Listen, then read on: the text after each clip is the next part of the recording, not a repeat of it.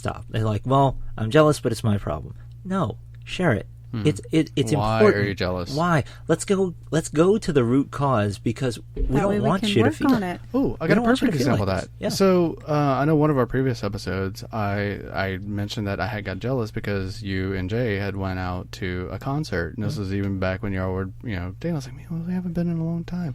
Well, Jay decided to surprise me with a concert to a Pink Floyd tribute band. Yeah. And I gotta say, that was fucking awesome. So the band was Interstellar Echoes, and if you like Pink Floyd, they were awesome, and you like their music, this band was pretty fucking on. It was really cool. It was awesome.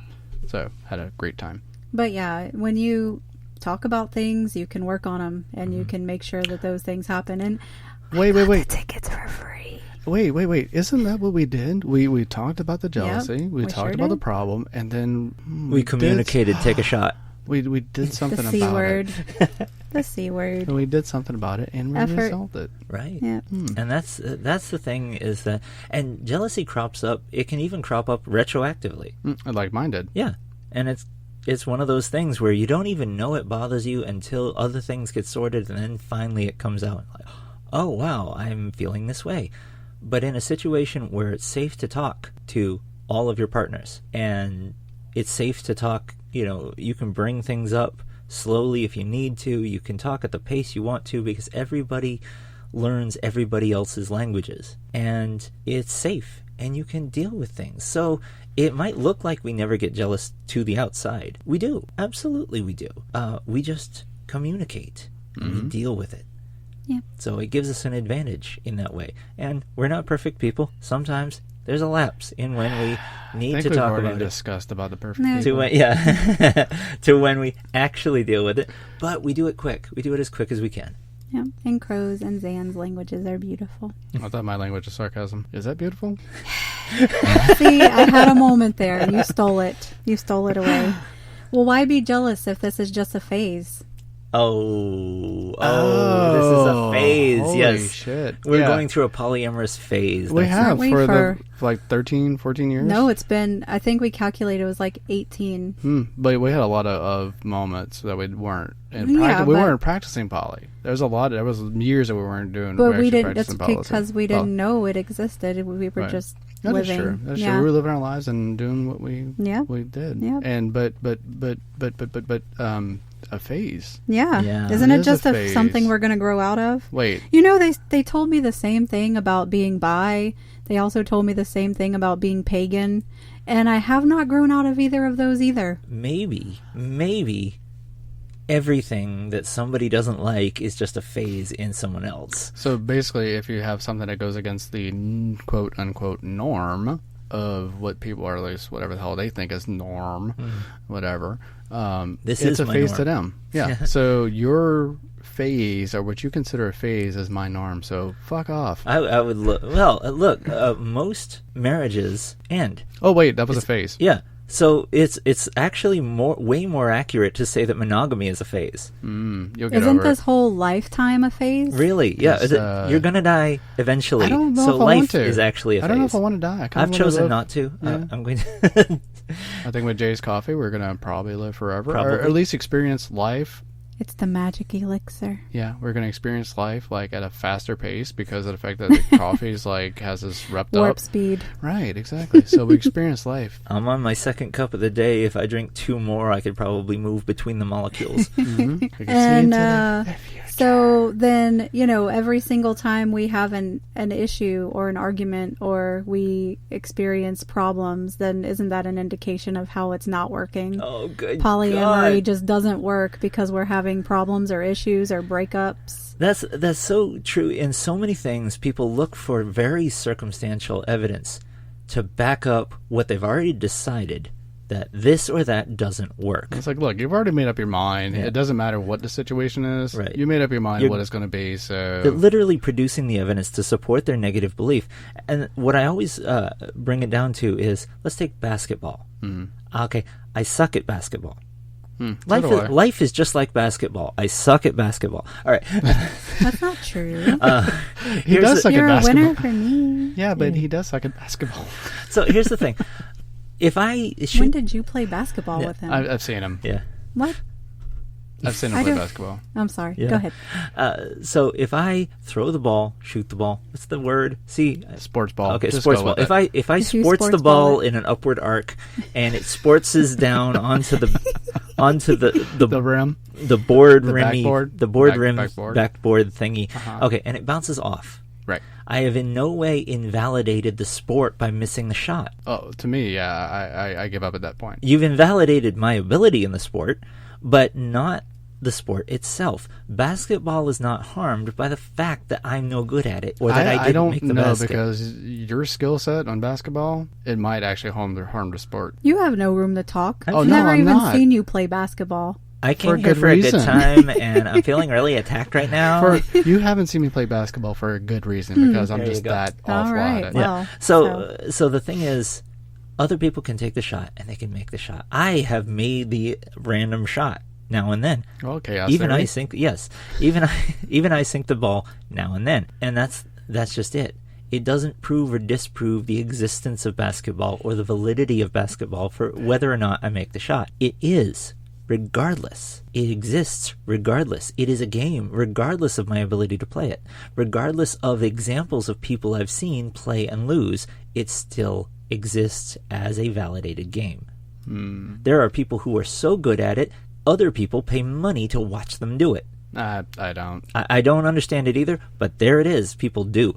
And they cheer their team, and they have a wonderful time, and none of them are going to walk away from that going, basketball isn't really a thing.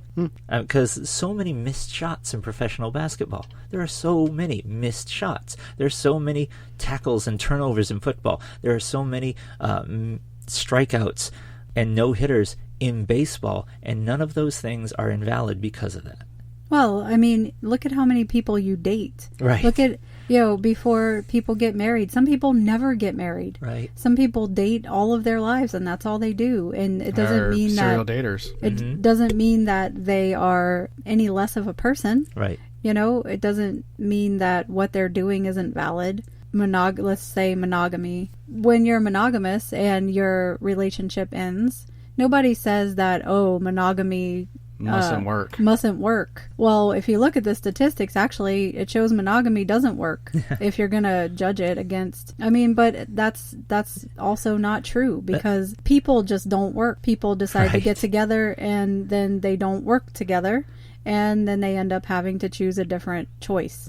And so that doesn't mean that one was better than the other or one worked better than the other. But it also doesn't mean that it doesn't work. It's so weird that people consider polyamorous people less faithful. It's like, I'm perfectly faithful to two people right now. You can't even stay faithful to one. Ooh, burn! Did you like some water for that burn? Pour water directly on the burned area. Along with that, whenever we do experience a breakup, it must not hurt as much. Oh, yes, because you have Well, an no, extra... no. Because we already have someone, so at least... Not only do we have another one, we have that little ticketing system that they use at a DMV. You just pull the next tab. Oh, yeah, Like, sure. And now serving number B32. Yeah. Well, that's one of those cheesy comforts that people throw at monogamous people, too. That's, you'll find someone else. I don't want someone else. Yeah. If you're single and having fun, I'm mourning have fun. Jesus. having lost this person that I am no longer with. Don't invalidate my pain. Yeah, the relationship or your pain or anything that was. I think a lot of people feel like polyamory. If you have multiple partners, you are not going to your breakup is going to be somehow less or easier. Yeah. Like you're not like And you're it's dividing totally not. like you have a finite amount of attachment and you've had to divide it amongst your partners. That's kind of the assumption there, that you've divided your attachment amongst your partners, so if you lose one, it's less than the whole thing. Right, whereas if you had just one partner, the assumption is that's all of your attachment and you lost them either through a breakup or through death or whatever, and now you're shattered. But since you have more than one, but you still have so and so. It's like you have I know that. Like we have a bucket of sand, right? And one of your breakups, you just take a few grains of sand out and throw it away. Right. That's not how it works. No, not it's at the all. fact that, like, if you go through a breakup, you break up with somebody you love, it's still gonna fucking hurt. Oh, a lot. God, it doesn't matter like how many partners you have. It's gonna fucking hurt. If you love and care about somebody and they're no longer in your life, guess what? You're gonna experience emotional pain. Right. Actually, one of the first things that kept me wanting to go back to the polyamorous meetup that we have here in our town came from Crow before we were even dating. And we moved to this area and we had just broken up with our girlfriend and moved state and everything else, and it was really, really hard. In a matter of like 3 or 4 months, Jay had already been dating this girl. I started dating her, broke up, moved many states away, like 14 hours away. We were still reeling from that breakup, and that's when we found the poly meetup group. And when I came in and I had been just having conversation back and forth with Crow, one of the first things he said was, isn't it nice to be in a place where you're not going to be told, well, at least you still have so-and-so. Right. And I was like, wow. Yeah. Because that's one thing, again, we talked about finding your tribe, finding, being part of your community, your poly community, is that you'll have people that will understand. If you're going through a breakup, and it's like, oh, you'll get over it because you have your other partners or partner or whatever, but you know what? It still fucking hurts. And other poly people will understand that, God damn, I'm sorry to hear that you're hurting that much. Yeah. You'll have a support crew there to be there for you because, it fucking sucks. It does, and it hurts. Yep. And so then, if you're polyamorous, isn't that just glorified cheating or swinging? Because, we're so promiscuous and non-committal and just emotionally unattached. We just kind of fling ourselves around, but we want it to go under this fancy term umbrella of polyamory. Yeah, let me put this down out there. Let me break it down for you. Yeah, people have a hard time with the concept of swinging and different things like that, and then polyamory is just unreachable to them on many levels. But even swingers, it's actually kind of rare, even in the swinging community, for people to be intimate with people they don't know at all. Yep.